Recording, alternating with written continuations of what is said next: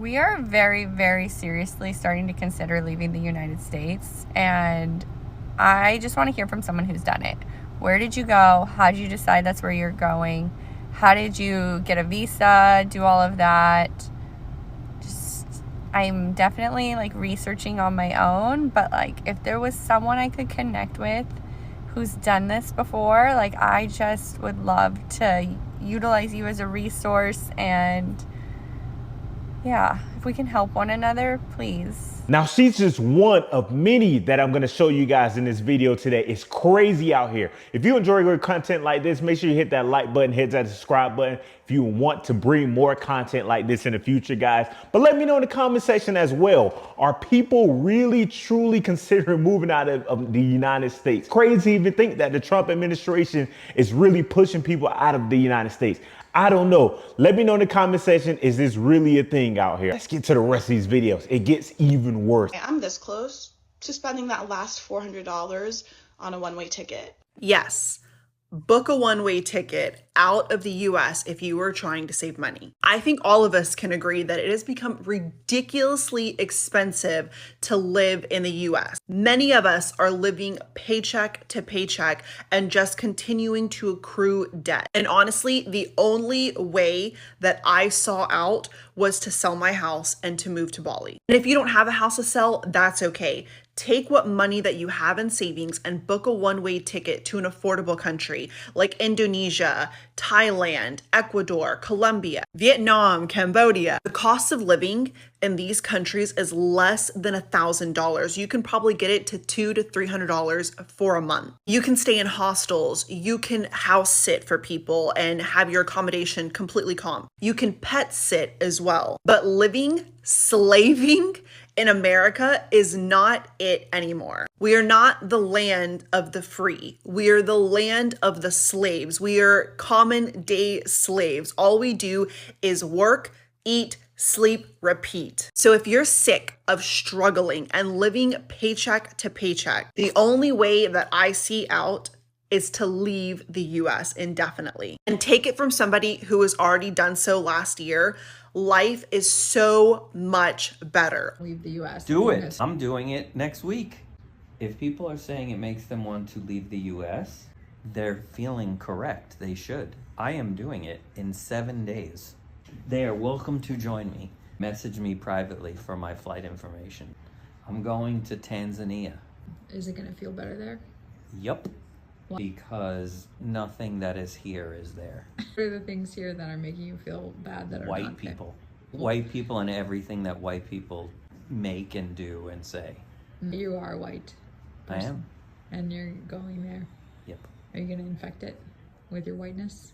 No, I never infect it with my whiteness because I just observe and listen and ask how I can be helpful.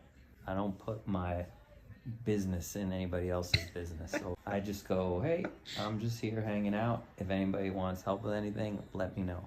And that's what I've been doing for 8 years. And everybody there welcomes me and I feel very welcomed there. And I feel so much better there. And I think most people from the West who go to places like that feel better there, and they don't feel good in places like the US or developed wealthy nations. That's the problem. Capitalism is the problem. It's one of the many things. Not to add to your Sunday scaries, but I do think that we need to have an honest conversation with no bullshit, no academic language, just straight facts about where we are right now. We are at the point where the President of the United States now is openly ignoring the court orders of federal judges. And if he is allowed to continue in this fashion, if he gets to the Supreme Court and then he ignores them if they rule against him, or if he gets to the Supreme Court and they rule in favor of him ignoring federal judges' rulings, we effectively have a king in all but name. That means that if you are in any way antithetical to the current power structure or the type of people the power structure wants to protect, you have no protection in the United States. Zero. At that point, the legal system is as good as dead as a doornail. Just being honest about that, okay? And you can get in my comments if you want and say, oh, what about this? What about this? Let's just talk plainly, okay? If the President of the United States can ignore the rulings of federal judges that are acting as a check on their power, they are a king. And they will use the full weight of federal law enforcement against all enemies. perceived or real. And especially knowing how easily Trump is willing to kind of mutate political messaging to make anybody who is even potentially going to be a dissident of his into an enemy.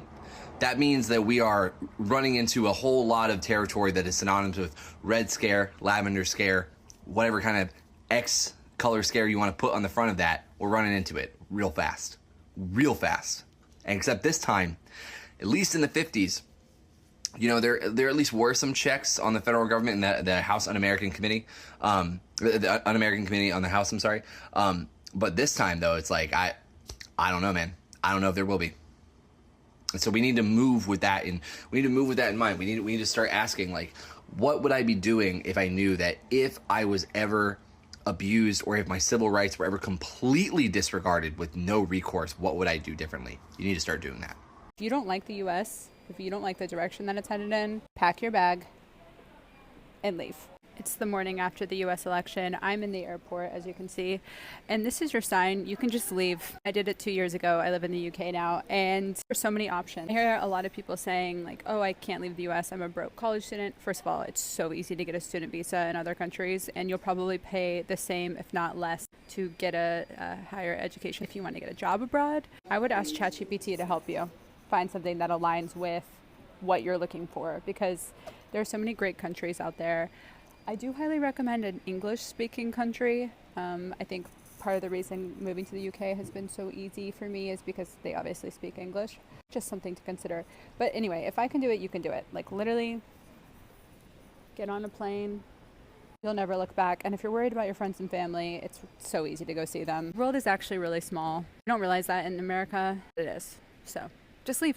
Like, literally, your life is not over. Promise. So I don't know what to do. I really badly want to leave the United States. I would be gone tomorrow if I could make it happen. And my husband doesn't. He thinks that someone's going to save us. He thinks Congress or checks and balances or Democrats or someone is not going to let the worst happen. And I don't know how many other ways to try and convince him. I don't think that's going to happen. I want better for us. I want better for our kids. I want them to have a worldly, cultured childhood, and I want them to grow up in a better place than this. This is not a good life. And he's an engineer. I'm a nurse. We don't make a ton, but we're fine. But not here. This sucks. How do I get him on board with moving away from the United States? Since a lot of us Americans are ready to leave the U.S., where we are going to. I asked ChatGPT where I should move because I no longer want to live in the United States of America, and this is what they said. First of all, I told ChatGPT that I was looking for a safe place to live, good education, family values, slower pace of life, car not necessary, open-mindedness, and to consider the fact that I only speak English, but I am willing to learn another language.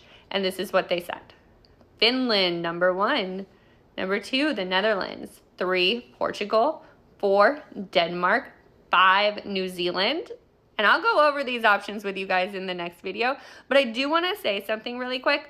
To the person who sent me the DATH threat, not cool, bro. Like, not cool. That's just something you should never do to a person. You're blocked, so you'll probably never see this unless you have burner accounts. But everyone else who's been kind, thank you so much. I love you. This journey is going to be wild. And I'm so excited and so nervous at the same time. I left America 6 months ago and my life is infinitely better. Let's talk about it.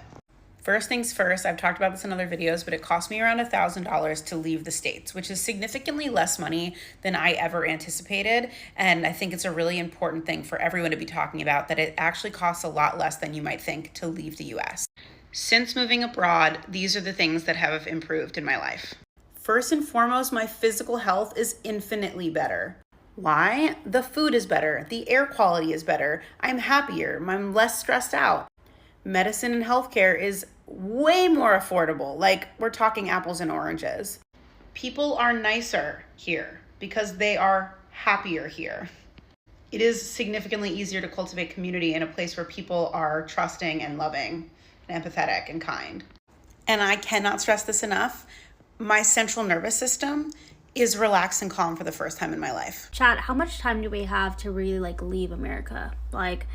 I'm planning to leave in June, but like, do I need to leave earlier than that? Like, obviously as soon as possible is better, but like realistically speaking, like someone tell me how much time we got. Like the clock is ticking. Like how much time do I actually got to